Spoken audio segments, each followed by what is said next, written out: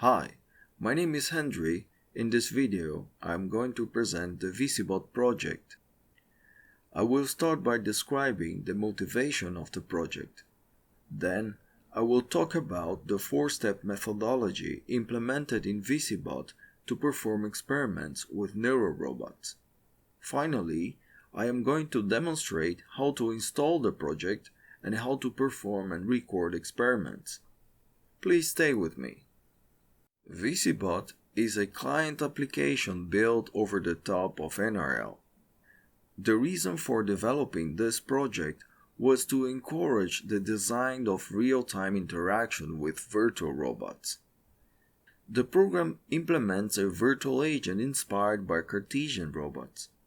Conceptually, the user is able to move the robots and effector through the computer mouse. The robot undertakes purposeful actions when interacting, which is related to the knowledge it possesses and the current context. Therefore, interesting interaction scenarios emerge from the human and the robot's intention during the experiment. The researcher develops a prototype of the neural agent by setting the model's parameters. After collecting the behavior dataset, the model is trained during a given amount of epochs. In the experimental phase, data from interaction with the subject is registered. Lately, data is analyzed with the help of graphical and statistical tools. These four steps are implemented in VCBot, which I'm going to demonstrate later in this video. This project requires the built version of NRL as a shared library. It is recommended that you watch the video on how to build NRL before proceeding. VCBot was tested in Python version 3.7, but it should work with higher versions.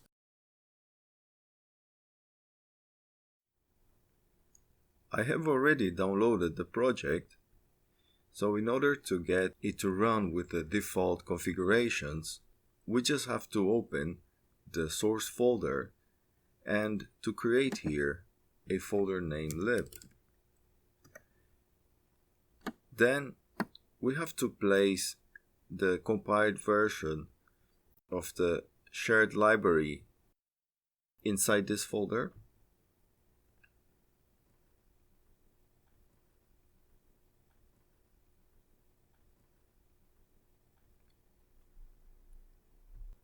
That is pretty much what is required. Now, we should be good to go, so let's open the terminal. In order to run the program, just go to the source folder and run the main script.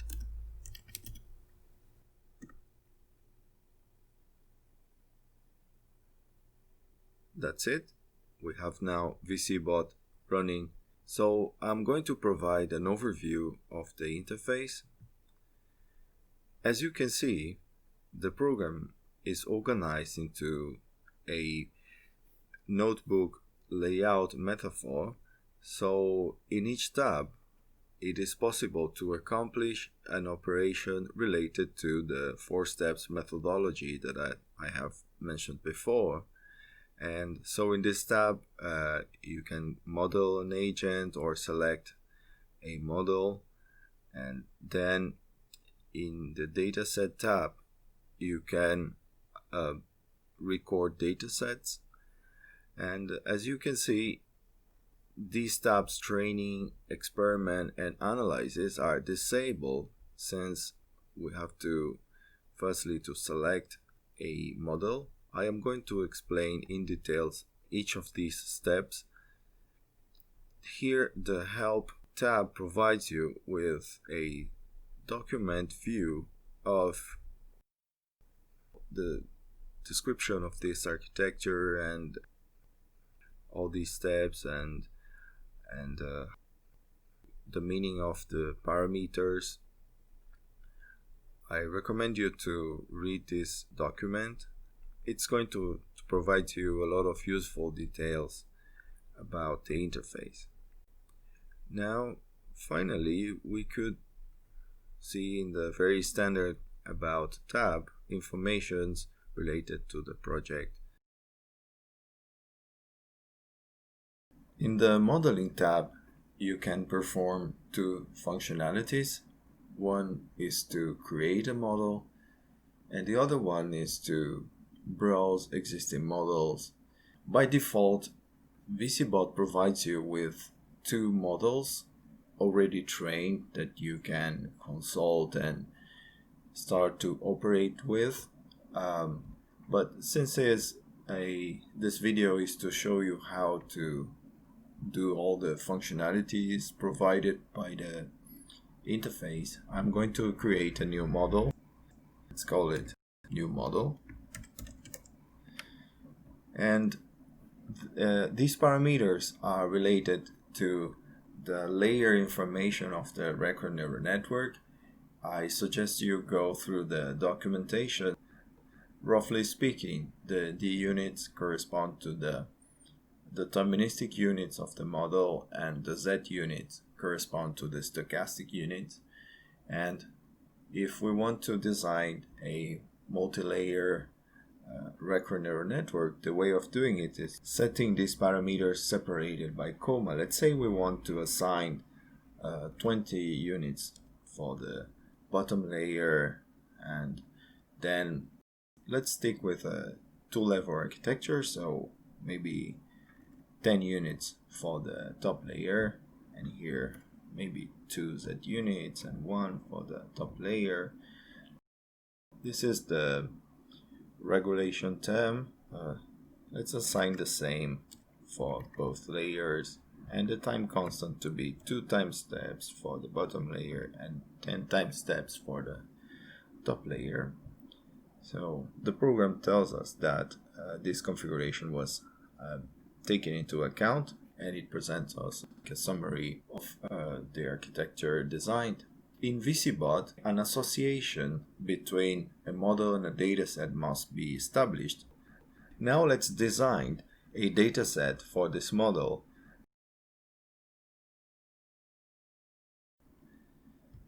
In the Dataset tab, you can create a new dataset or browse existing datasets and visualize them. This is the robot workspace.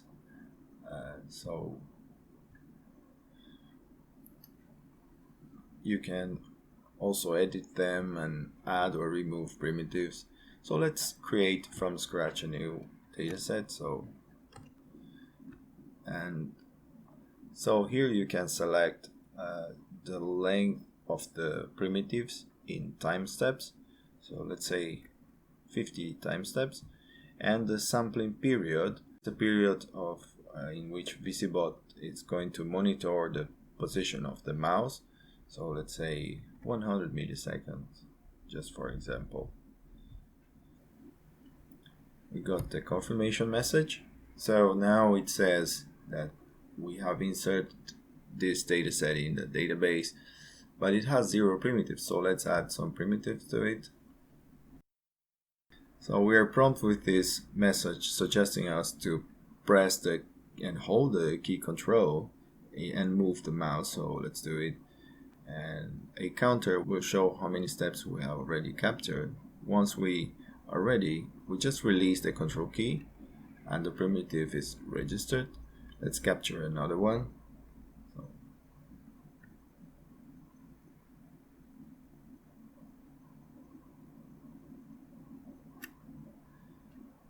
Maybe a third one.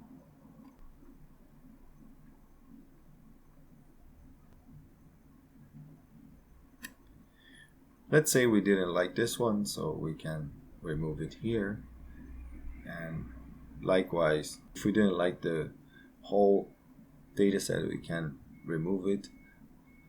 But let's keep it.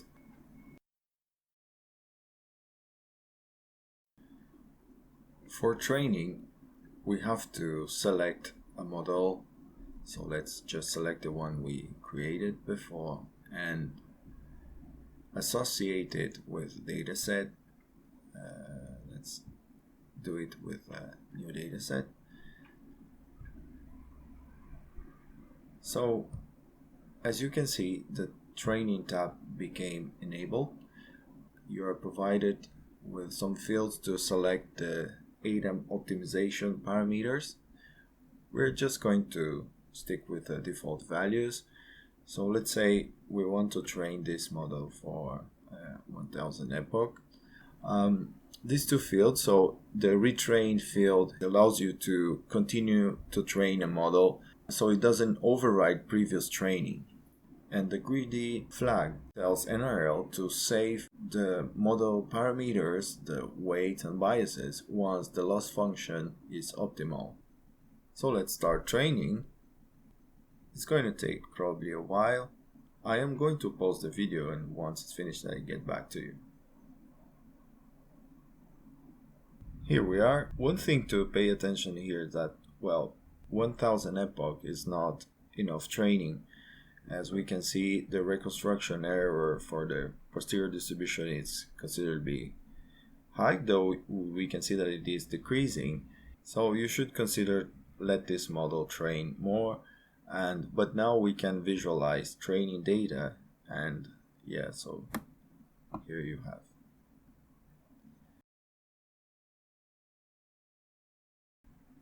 The experiment tab provides you 4 panels. At the left we have the selection panel, and it shows you the data set model association. These two fields are for real-time performance. You can choose different parameters for the ADAM optimization rule here. And in this post-diction frame, you can enable or disable the capacity of inference of the model. So if you disable it, then this model is just going to generate behavior, but it's not able to take into account what the human is doing. This process is repeated for a certain amount of epochs, so you can set it here. So per each iteration will post-dig 15 times. This is the meaning of this field, and the Windows field just says the size of the temporal sliding window, and in order to capture data from the robot, and this data is provided to NRL in order to do the inference. W is the regulation term that you can set per layer, which can be set differently from training. Perhaps if you want the model to be more compliant, then you could consider lower values to W in experiment. The experiment panel provides you with several fields. One is the selection of the total amount of experimental times. Perhaps 2000 by default is too much for this demo, so let's reduce it. In the field period in milliseconds, you set the sampling period. Let's keep the same as for capturing the dataset. And this initial primitive just suggests, this is a stochastic model, so it does suggestion to the recurrent neural network to start generating one of the primitives that it learns in a dataset.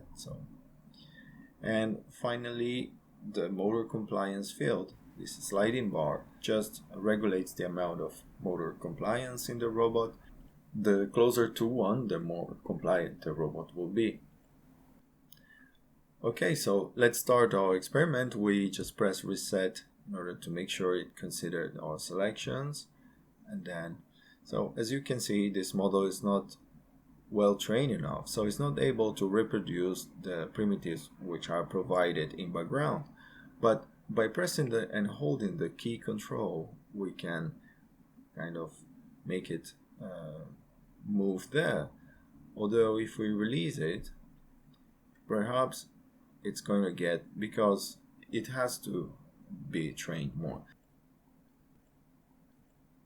So in the lower panel you see the signal that you can choose in real time. For instance, now it's showing the negative evidence lower bound. We could choose the D units, for instance. There's data here which are multidimensional, such as the D units. So this format field is for choosing the fusion method. if it's selected to raw here, it takes the first dimension of the space. Then you can choose sum or mean in order to fuse this information. Right, so we have captured an experiment. Perhaps it could be a good idea to select a sufficiently trained model in order for you to see the difference in the generative process. So let's take the VCBot, and we just reset here the experiment and start. So it starts generating the head, so we can try to induce a different primitive, let's say the neck.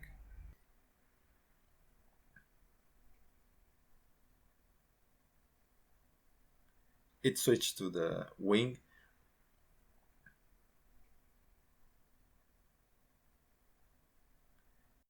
Let's say if we can go now to the neck. It doesn't want to do the neck, now it moved to the beak. So this is interesting. Depending on how you interact with this model, you're going to get one or the other primitive. These kind of things are very interesting to explore. The Analysis tab provides functionalities for visualizing experimental data. Here you can browse the experiments. Let's just plot the whole experiment, and then I could show you some functionalities. This is the time evolution of different variables captured in the experiment. You can alter this information by changing the plot configuration, so you can make it larger and for instance, you can save the plot to disk if you want. There are many variables in this model, so you could choose which variables to plot. Here some are proposed by default. Then you can choose to plot the whole model or just the information from layer 1 or layer 2, right? And the format for fusing data. You can also generate some statistics about this experiment. Here you're provided with global metrics and basic information such as the sum, the mean, and the standard deviation, and detailed information for the layers, units.